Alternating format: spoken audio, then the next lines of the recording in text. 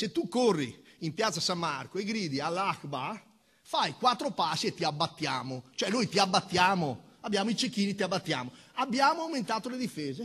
L'ha ripetuto per ben 2 volte consecutivamente il messaggio tra provocazione e rassicurazione del primo cittadino di Venezia, Luigi Brugnaro, questa mattina nel corso del convegno sulla demografia direttamente dal meeting di Rimini di Comunione e Liberazione.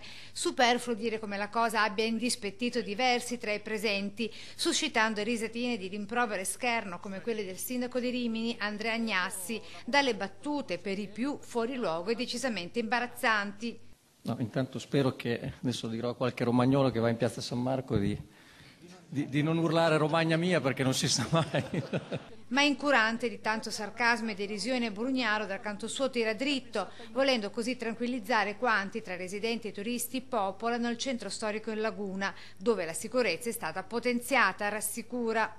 Adesso lo aumenteremo ancora, perché dobbiamo dare la sensazione alla città, alla cittadinanza, che noi ci siamo, che vogliamo reagire. Così, nel giorno del rientro a Bassano della salma di Ruca Russo, martire del terrorismo a Barcellona, come è stata la veneziana Valeria Solesin al Bataclan di Parigi.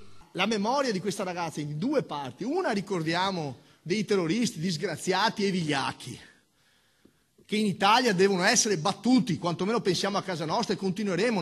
E oggi, anche da Rimini, l'idea di Brugnaro sul presidio militare anche lungo i confini. Con un blocco navale umanitario, dove noi salviamo le persone in mare, ma poi non possiamo consentire che tutti possano venire. Anche in Zambia ti chiedono il passaporto per entrare.